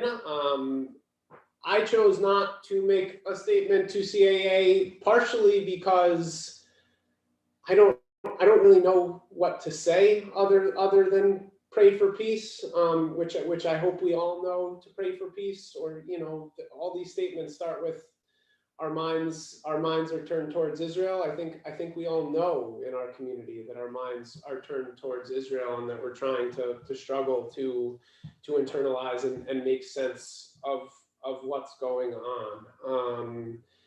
And I'll tell you, I had two different statements come across my desk this week. One was from a group of rabbinical students saying the American Jewish community needs to be willing to accept a complete paradigm shift for how we talk about Israel, and really with a pretty condemnatory tone, and using the word apartheid and how we think about what's happening in Israel. Another, Bruce, I'm just telling you what the letter said. I'm not telling you I signed it. And another statement that came across my desk that basically said, you know, we condemn the action, we mourn the loss of Jewish life, and we condemn the action of the terrorist groups. And I didn't sign either of them because I think there is, you know, in America, we've become incredibly hesitant and reactive to kind of any sort of argument that involves talking about both sides and either the justification or the emotions of people on both sides of divisive issues. And I honestly need to say, these are conversations that I'm not quite comfortable having over Zoom when it comes to Israeli politics and really, you know, how we feel as American Jews about Israel. I think these conversations that are this difficult and this personal and this loaded need to happen face to face. They need to happen in a way where we can read each other's body languages. They need to happen in a way where we can talk to each other with compassion and love and not be separated by a screen. And I also need to say that I don't think that within the CAA community, we've really tackled this in a way where we've had critical conversation, where we've asked people, you know, where they stand or what they think, with the room for people to share honestly and really engage in discussion. And so that's all my way of saying, like, this is the closest format that I want to come at this moment to talking about this, right? When we're together on a Shabbos morning, when we know that the other people who are with us in the room, and when we can hopefully start to at least doing some thinking and talking together. I think the image that stuck with me most this week actually was a picture. Earlier in the week, I must have seen it Sunday or Monday, of a wheat field in Israel set on fire by a balloon that is essentially drifted over as a tool of destruction, right? To set fire to areas, because that's something that the Palestinians, you know, feel like they can do to cause chaos and damage from behind a wall. And so, and that got me thinking in this week before Shavuot, right? In this week where we are getting ready to celebrate our harvest festival, the idea of a field of wheat that is ready for harvest being set on fire. And at this time when both of our peoples are in holy seasons, right? With the with the Muslims celebrating Ramadan, and us coming towards the end of the Omer and our celebration of Shavuot, just how terrible and tragic to turn times of holiness and celebration into times of fighting and mourning. And I think, Sharon, you know, your words of talking about the fear and terror and anxiety and hurt and pain and death that are being felt by so many right now, and that are being felt by us, you know, by extension from thousands of miles away. I don't know what to do about it other than to bring us together to pray for peace. And unfortunately, I don't think anyone else does either, right? That's why we are stuck in these cycles of it's been 7 years, and we get this since there was such a large scale conflagration, and we get this false sense of security that something that is important to us but far away from us physically has kind of been solved, and it hasn't. And it doesn't seem like we're on a path where it will be anytime soon. And so the most that I can ask for us in this moment as a community is to pray for peace and to pray for people's well-being. And I do hope that we can engage in some more meaningful conversation about our relationship, our personal relationships with the state of Israel, and that's where I think I'm at right this moment. So I'll put it up on, I'm not going to put it up on the screen. I'm going to read a poem written by Rabbi Jordan Bronig. He wrote it this week, and then I will move us into the prayer for the state of Israel in Hebrew. It is possible to pray for peace. Our prayer life need not know our boundaries. No green lines, no dashes, no subtle demarcations. Our longings can transcend our political ideologies, cut across our keen analyses. Earnestness cast out of our public discourse still has a place in the language of our hearts. We have the capacity to pray for the old couple crouched in their stairwell in Ashkelon and the terrified child in his pajamas in Gaza. We can spread our prayer like a tattered shawl, like a billowing canopy, like a sparkling firmament over the tired shoulders of these and across the narrow frames of those. We are not naive, not cowards, nor traitors to pray for peace. We are told to get in line, to stand with them or to stand with the other, but we pray to a holy one who resides in the space between, diminished by their missiles, laid low by their rockets, exhausted, but still listening for our prayers. Avinu shebashamayim, Sur Yisrael v'go'alo, Barech et Medinat Yisrael, Reshit tzmichat geulatenu. Hagen aleha be'evrat chastecha, ufros aleha sukat shlomecha, ushlach orcha v'amitcha l'rasheha, sareha v'yoatzea, v'taknei me'etzat tova milfanecha. Chazek et idei meginei eretz kodshenu, v'anchileim Eloheinu Yeshua, v'ateret tzachon ta'atrem, v'natata shalom ba'aretz, v'simchat olam le'yoshreha, v'nomar, Amen. Avinu Shebashamayim, Rock and Redeemer of the people Israel, bless the state of Israel with its promise of redemption.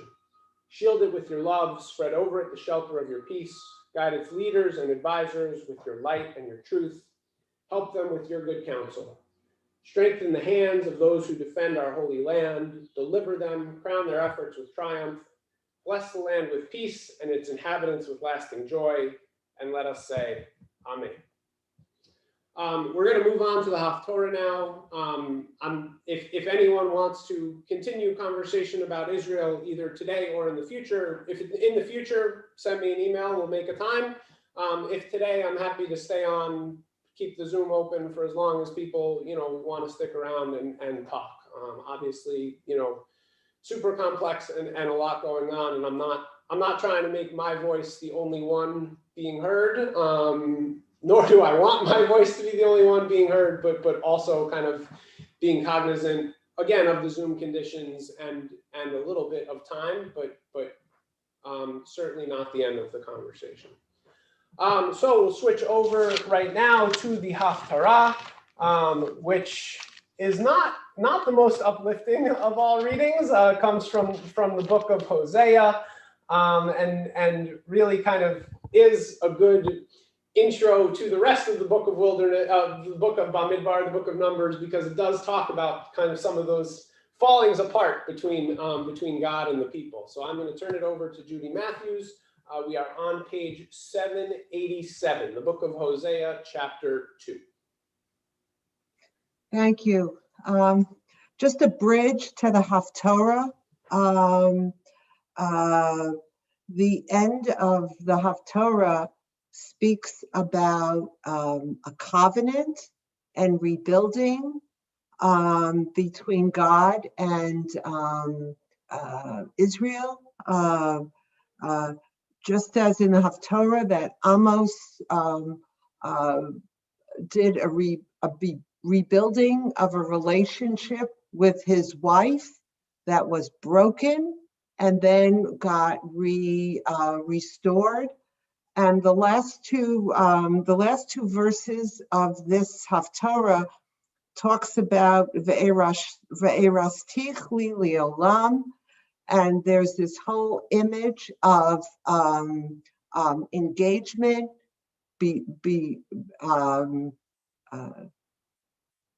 engagement and betroth, and it brings us to a lot of simcha that is coming over the next week and a half to the wedding of Alex and Mac. So I'm really honored to read this Haftorah this morning. Baruch atah Adonai Eloheinu melech haolam asher bachar b'nviim tovim v'ratzav v'divreihem hanemarim be'emet. Baruch atah Adonai habocher b'torah u'v'moshe avdo u'v'Yisrael amo b'nviei ha'emet v'tzedek v'haya mispar b'nei Yisrael kechol hayam asher lo yimad v'lo yisafer v'haya b'mkal asher ye'amer lahem lo ani atem ye'amer lahem b'nei el chai v'nikbetu b'nei Yehuda b'nei Yisrael yachdav v'samu lahem rosh echad ve'alu min haaretz ki gadol yom Yisrael imru la'achechem ami v'lachotechem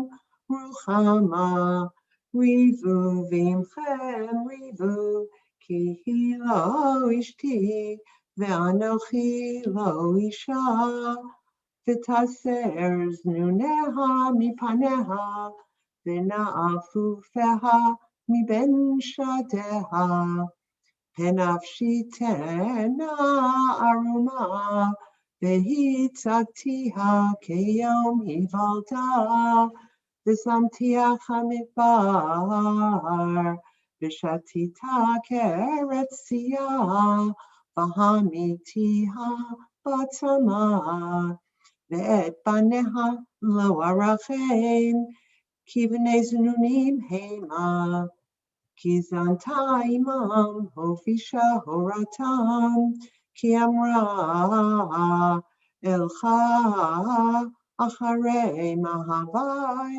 notnei lachmi umeimai samri ufishti shani v'shikuyai lachein hineni shach et darkech basirim v'gardarti et gedera unetivoteha lo tinsa v'ritva et mehaveha v'lo tasigotam uv'kashtam v'lo tinsa v'emra elcha ve'ashuva el ishi harishon ki tov li az me'ata v'hi lo yada ki anochi natati la hadagan v'hatirosh v'hayitzar v'chesef hirbeti la v'zahav asula ba'al lachein ashuv v'lakachti degani bito v'tiroshi b'moado v'hitzalti Samri ufishti lechasot et ervata ve'ata agale et nivluta le'enei לעיני מאהביה, ואיש לא יצילנה מידי, והשבעתי כל משושה, הגה חדשה ושבתה וכל מועדה.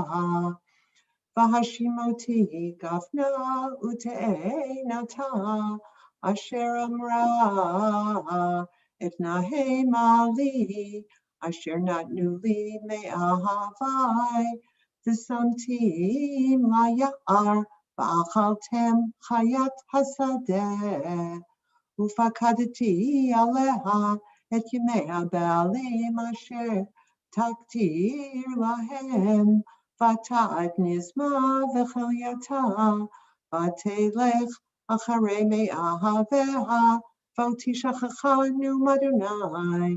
לכן הנה אנוכי מפתיה, והולכתי המדבר, ודיברתי על ליבה, ונתתי לה את כרמיה משם, ואת עמק אחור לפתח תקווה, וענתה שמה כימי נעוריה, וכיום על אותה מארץ מצרים.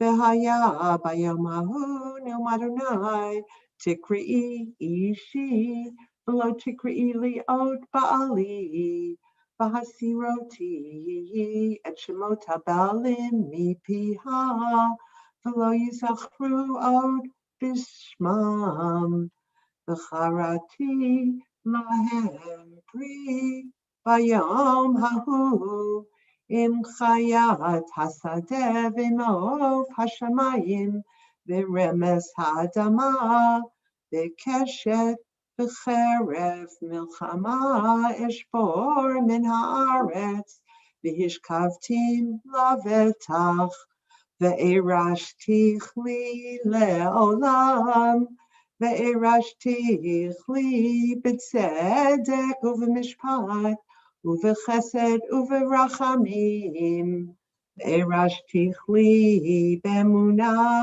וידעת את אדוני.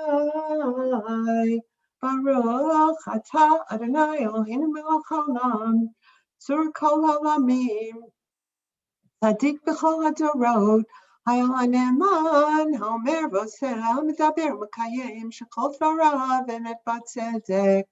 נאמן אתה הוא אדוני אלוהינו, ונאמנים דבריך, ודבר אחד מדבריך אחור לא ישוב ריקם, כי אל מלך נאמן ברחמן אתה, ברוך אתה אדוני, האל הנאמן בכל דבריו.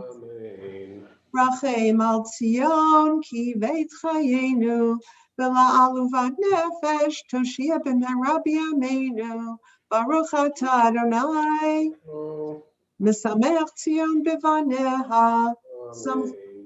שמחנו אדוני אלוהינו בלויה נביא בעבדך, ומלכות בית דוד משיחך, במהרה יבוא ויגל ליבנו, על כיסאו לא ישב זר, ולא ינחלו עוד אחרים בכבודו, כי בשם קדשך נשבעת לו, שלא יכבה נרו לעולם ועד, ברוך אתה אדוני. מגן אברהם, על התורה ועל עבודה ועל הנביאים, ועל יום השבת הזה, שנתת לנו, אדוני אלוהינו, לקדושה ולמנוחה, לכבוד ולתפארת. על הכל, אדוני אלוהינו, אנחנו מודים לך ומברכים אותך. יתברך שמך בפי כל חי, תמיד לעולם ועד. ברוך אתה אדוני, מקדש השבת. Amen. Yash Mom, thank you. Yeah, always nice to cap our Torah service off that way. We are getting a little bit late. I know I said that we would all be itching to get outside, but I'm going to talk for a couple more minutes, but also about something completely different. We're going to change pace and change course a little bit. although it is firmly rooted in the idea of numbers. What certainly probably, shouldn't start a sentence that way, what certainly would have been the focus of the American Jewish community this week, but for the tragic news coming out of Israel, would of course been the 2020 Pew survey on American Jewry. I don't know if it is a coincidence or somebody, someone in Pew was tuned in enough that they wanted to drop this during the week of Parshat Bamidbar. But this survey, the first one since 2013, gives us a picture of modern day Jewry in America. And it serves as a really interesting analog of the census we read about this morning.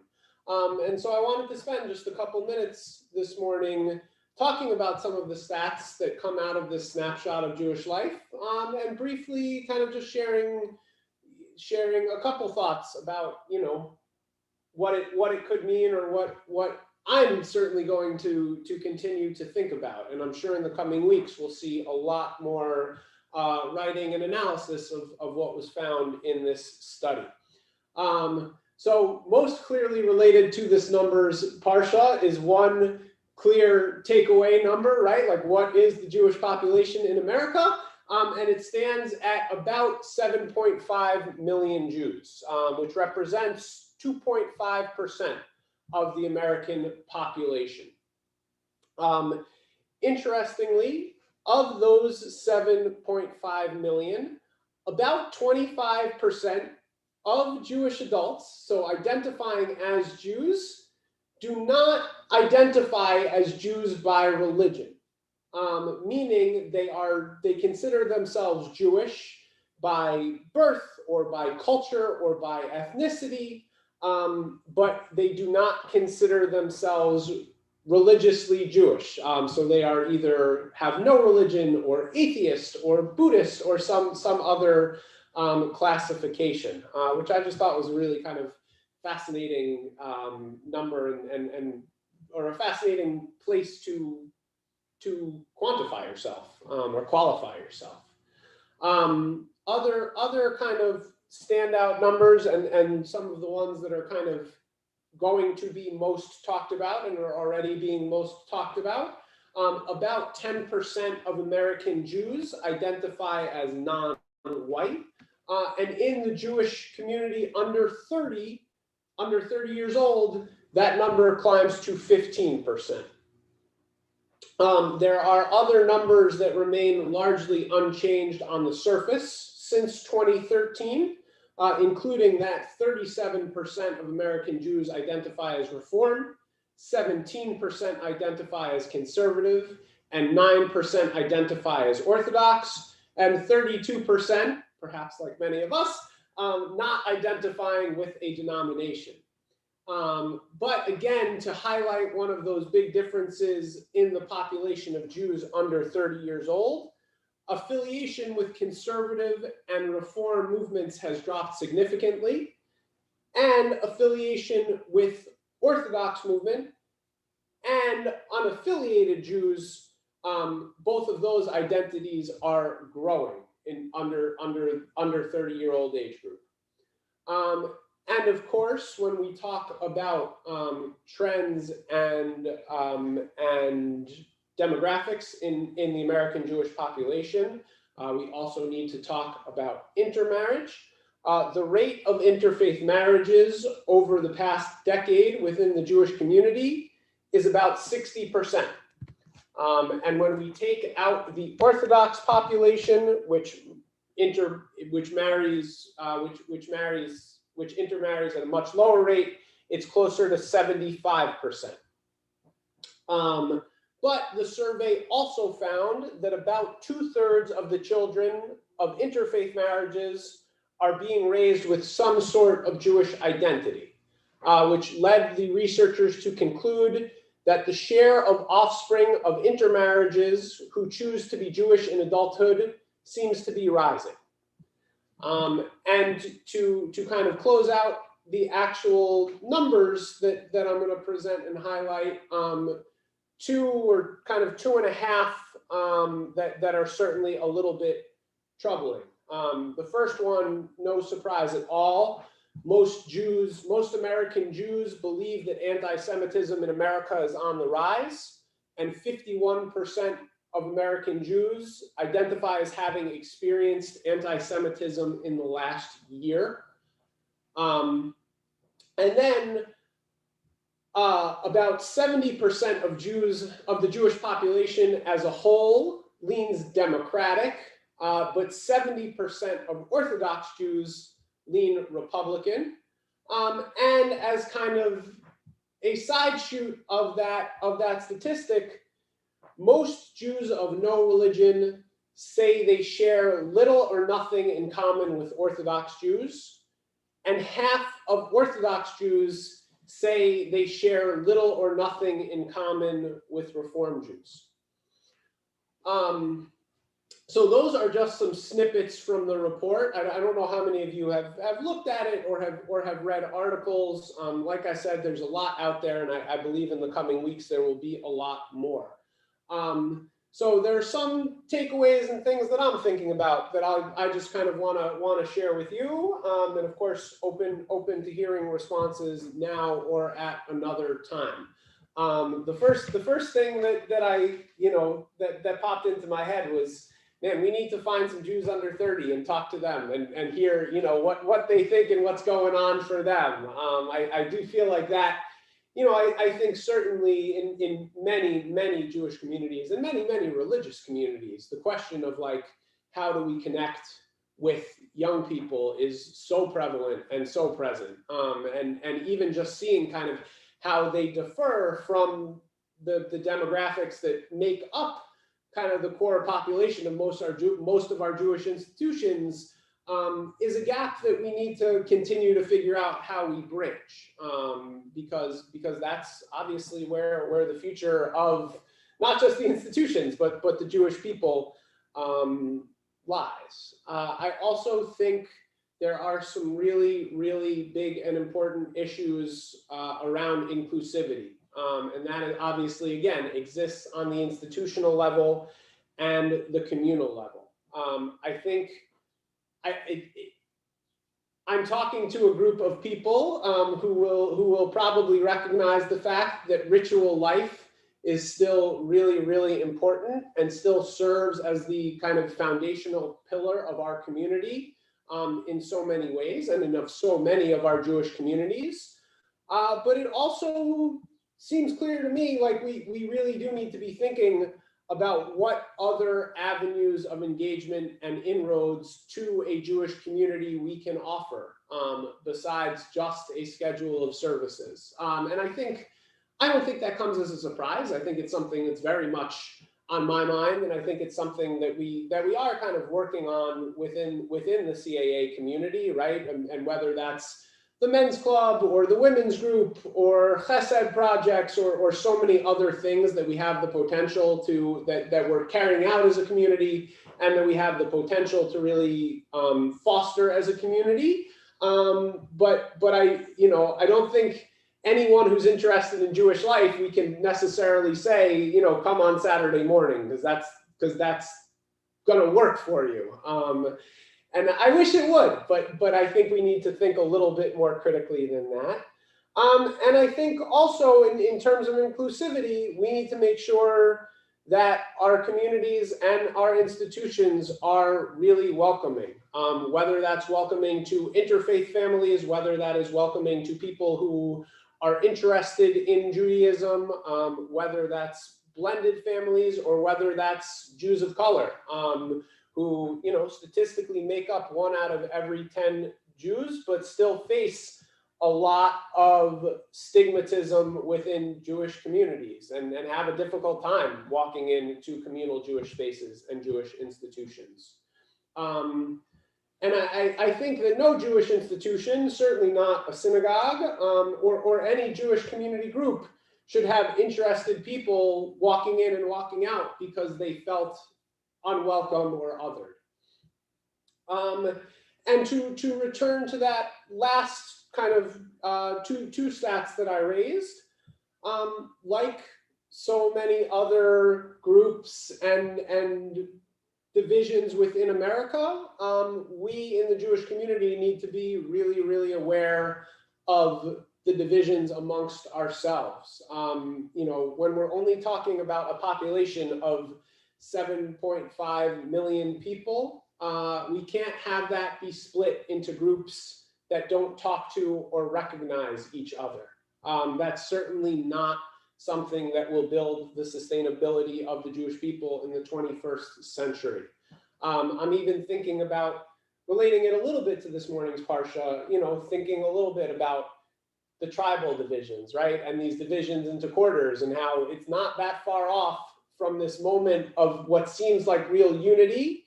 We're not that far off in biblical history from splitting into the kingdoms of Israel and Judah. And we all know that didn't end well. And so, you know, yes, there are divisions within the Jewish community that are really hard to overcome. You know, certainly it can be really hard to relate to other people who are Jews who, you know, do not look like us, do not practice like us, who might not be as open and inclusive to our lifestyles as we would like them to be. But we also just can't write them off. That's not the way that Judaism is going to thrive into the 21st century. And obviously, like I said, figuring out how to bridge divides, how to engage in dialogue, how to talk to people who don't agree with us, and who we don't agree with them. That's a challenge that extends far beyond the Jewish community, and really in American society, if we want to work towards a more stable and productive America in the coming years and decades, that's something we all need to get much better at. So just some thoughts that were kind of percolating this week as that report came out. I don't know if anyone else looked at it, saw it, had any thoughts on it or on anything I said, or if it's getting late and people just want to move on to Aleinu and take a walk and think about things. Yeah, Mike. Could I just say a few things? Yeah, I've seen bits and pieces of it, and I think one thing, it came clear that the most unifying thing among Jews is cultural stuff, food, celebrations of things. They may not be religious per se, but identifying as Jews through culture. That is one thing. And the other thing is the part about Jews of color. It probably is more than 10% because it's counted. Jews of color counts people that have a Middle Eastern origin or come from North Africa, you know, from those parts of the world. I guess Mizrahim, I would say, is a better way. So like in our congregation, I would think, even though he might not identify that way, Isaac Parati would be considered a Jew of color. I think, and there may be some others like that. So Jew of color does not necessarily mean you're African American or black, or come from Latin, you know, some brown or black person. So I just mentioned those things. A very interesting report, and it in my mind, there's so many places it could lead, but as you said, it's difficult to discuss that in a few minutes at the end of Shabbat. Yeah, and I'll try to remember to post the link to the official Pew report in the e-blast this week so people can check it out. But yeah, thank you for highlighting that point. One of the things that was kind of most striking to me that I didn't explicitly say in my words was what you mentioned, right? Like even amongst these groups who say that they share nothing with these other groups, it does highlight that some of them are listening to the same, you know, Jewish music, eating the same Jewish foods, and even celebrating some of the same holidays, right? Lots of people, you know, will have a Seder, and so really using those overarching cultural experiences as a way to possibly foster better conversation and understanding is a great opportunity. Just on your second point,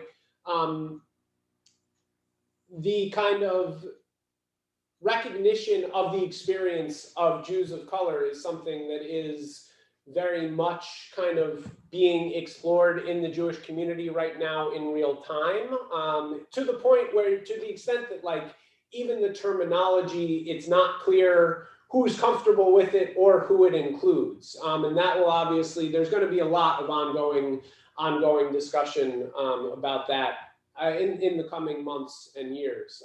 And yeah, I was texting one of my friends who I've known since we were, 5 this week about something else, and he comes from a Syrian family and is a Sephardic Jew. And I didn't ask him, but I thought about asking him. I'm like, do you consider yourself a Jew of color?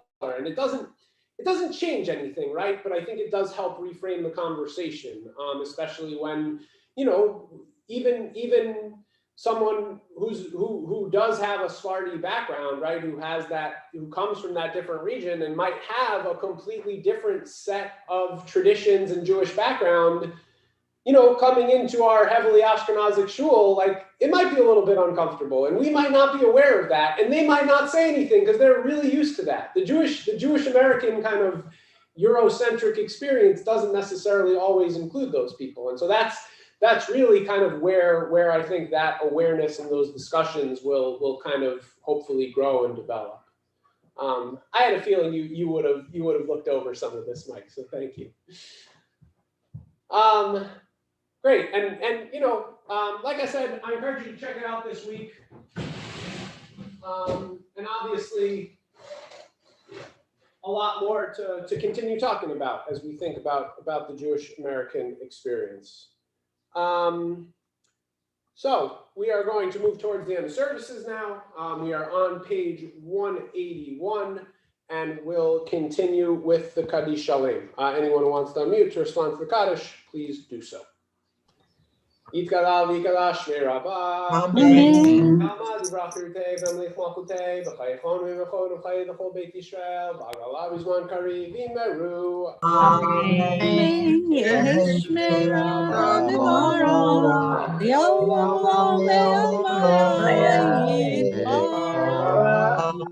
Barach v'Shabbat, Ar v'Shema v'Naseh, v'Tadar v'Talei v'Talal shmei d'Kudesha. Elam v'Kol b'Chata v'Shirata, Shchata v'Nachmata, Damiran b'Alma v'Meru. Amen. Yitkabel tzonodon, L'chol Beit Yisrael, Kadam v'Vohon l'Yishmaya v'Meru. Amen. Amra v'Yishmaya, v'Chaim aleinu v'al Kol Yisrael v'Meru. Amen. Oseh shalom imromav, hu yaseh shalom aleinu v'al Kol Yisrael, v'al Kol Yishrei Tevel v'Meru. Amen. And we'll go back on mute, and I will put the aleinu up on the screen, and we will continue on page 183. Aleinu l'shabeach Adon hakol, la'atei kedula le'otzer breshit, shelo asanu kegoyei haratzot, velo samanu kemishpechot hadama, shelo sam chelkeinu kahem, vegor aleinu kechol hamonam, v'anachnu korim, u'mishtachavim u'modim, lifnei melech malchei hamlachim, HaKadosh Baruch Hu, Shehu not HaShamayim, Yosed Haaretz, U'moshav Yikaro B'Shamayim Imal, U'shchinatu zo, V'gavhei Meromim, Hu Eloheinu Einod, Emet Malkeinu Efesu Ato, Kakatu V'Torato, V'yadata Yom Ma'ashevota, Elevavecha ki Adonai hu Elohim b'shamayim imal v'al haaretz mitachat einod kakatu v'toratecha Adonai imloch le'olam va'ed v'nemar v'haya Adonai L'melech al kol haaretz, bayom hahu, yeh Adonai echad, u'shemo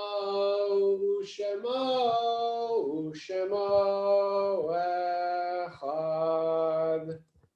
And in just a moment, we'll continue with Mourner's Kaddish on page 184. This week, Congregation Avas Achim marks the Yortzeitin of Eugene Pastor, Cecile Fram, Louis Glickman, Maximilian Langer, and Max Dick. May their memories be a blessing. If you'd like to unmute to join me in the Mortars Kaddish, please do.